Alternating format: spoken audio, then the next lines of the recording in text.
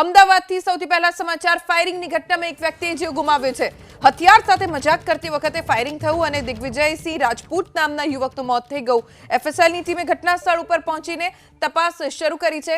મજાકમાં જ દિગ્વિજયસિંહે ફાયરિંગ કર્યું અને જેમાં તેનું મોત થઈ ગયું। પોલીસની ટીમ તાત્કાલિક સ્થળે પહોંચી છે અને સમગ્ર મામલે તપાસ પણ શરૂ કરી દેવામાં આવી છે। કઈ રીતે આખી ઘટના બની તેને લઈને હવે તપાસ ચાલુ છે। શું ખરેખર મજાકમાં ફાયરિંગ થયું છે કે પછી આત્મહત્યાનો એંગલ છે કે પછી અન્ય કોઈ કારણ છે તેને લઈને હવે એફએસએલની પણ મદદ લેવામાં આવી રહી છે।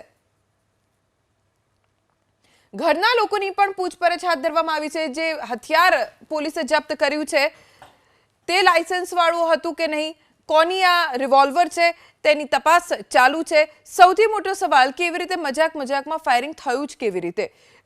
પોલીસ સ્ટેશન વિસ્તારમાં રૂપેશ સોસાયટીમાં દિગ્વિજયસિંહ રાજપૂત કરીને એક 36 વર્ષના યુવાને પોતાની લાયસન્સવાળી રિવોલ્વરથી ગઈકાલે રાત્રે 1:45 વાગ્યાના સુમારે એ ફાયર કરતા અને આ રિવોલ્વરમાંથી ફાયર થતાં એમને માથાના ભાગે ઈજા થયેલી અને એમાં એમનું મૃત્યુ થયેલું છે। આ બાબતે વેજલપુર પોલીસ સ્ટેશનમાં ઈડી દાખલ કરવામાં આવી છે અને આગળની તપાસ ચાલુ છે। સર, કયા સંજોગોમાં બનાવ બન્યો? માત્ર સ્ટન્ટ કરતા હતા કે મજાક કરતા હતા, રિવોલ્વર લઈને અને નશામાં હતા કે શું વિગત? એની સાથે અન્ય કોણ હાજર હતું? હાલ સુધીની તપાસમાં એવું જાણવા મળેલું છે કે આ દિગ્વિજયસિંહની સાથે એમના ડ્રાઈવર સપ્તદીપ વૈદ્ય અને એક એમની ફ્રેન્ડ ખુશી ગોસ્વામી બંને હાજર હતા અને આ દિગ્વિજયસિંહ છે એ દારૂ પીવાની ટેવવાળા હતા અને કદાચ દારૂ પીધેલા હોય એ હાલતમાં એમણે આ રિવોલ્વરથી સ્ટન્ટ કરતાં ફાયર થયેલું હોય અને એનાથી એમને ઈજા થયેલી છે।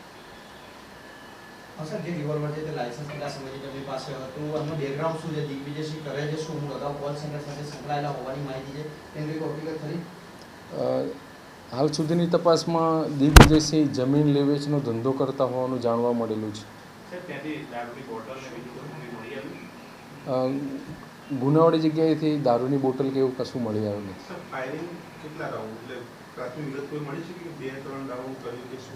હાલ સુધીની તપાસમાં એવું લાગે છે કે એક રાઉન્ડ ફાયર થયેલો છે। એ વખતે એમના ડ્રાઈવર અને એક એમના ફ્રેન્ડ ત્યાં સાથે જ હતા અને એમને જાણ કરેલી છે। બંનેનું કહેવાનું શું થાય? કેવા સંજોગોમાં થયું? એ માત્ર લમડે મૂકીને સ્ટન્ટ કરતા હતા કે પછી વોટેવર બીજું કંઈ, અથવા તો બંને એકચ્યુઅલ સ્થિતિ શું હતી? એમનું એવું કહેવાનું છે કે અવારનવાર એ આ રીતે સ્ટન્ટ કરતા હતા અને ગઈકાલે પણ એમને સ્ટન્ટ કર્યો, 2 વાર એમને ટ્રિગર દબાવ્યું પણ એમાં ફાયર ના થયું, પણ ફરી ત્રીજી વાર જ્યારે ટ્રિગર દબાવ્યું ત્યારે એમાંથી ફાયર થયું। સર, જ્યારે એ સ્ટન્ટ કરતા ત્યારે અંદર ગોળીઓ હતી એ રીતે સ્ટન્ટ કરતા હતા કે ખાલી રિવોલ્વરમાં સ્ટન્ટ કરતા હતા?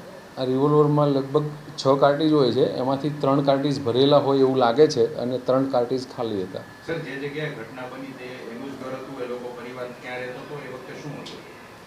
હાલ જે બનાવ બન્યો છે એ એમનું પોતાનું મકાન છે અને એ નવું મકાન ત્યાં બનાવી રહ્યા છે અને હાલ જે રહે છે, જે રહેતા હતા એ મકાન વેજલપુર વિસ્તારમાં જ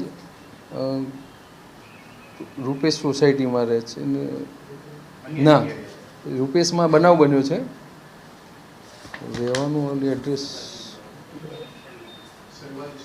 હા વિભાવરી સોસાયટી વિભાગ 1 ત્યાં આગળ રહેતા રહે। કોલ સેન્ટર વાળી વાર્તા સાચી કે ખોટી એની કોઈ હકીકત તપાસ કરવામાં આવશે? આ લાયસન્સ કેટલા સમયથી તેમની પાસે હતું? એ બાબતે હજુ તપાસ કરવાની બાકી છે। કોઈ ડાઉટફુલ ખરું સસ્પેક્ટેડ એને મહિલા મિત્ર હતો ડ્રાઈવરનું? ના, આમાં અત્યાર સુધી તો કંઈ ડાઉટફુલ લાગ્યું નથી। ડ્રાઈવરનું નામ શું? ડ્રાઈવર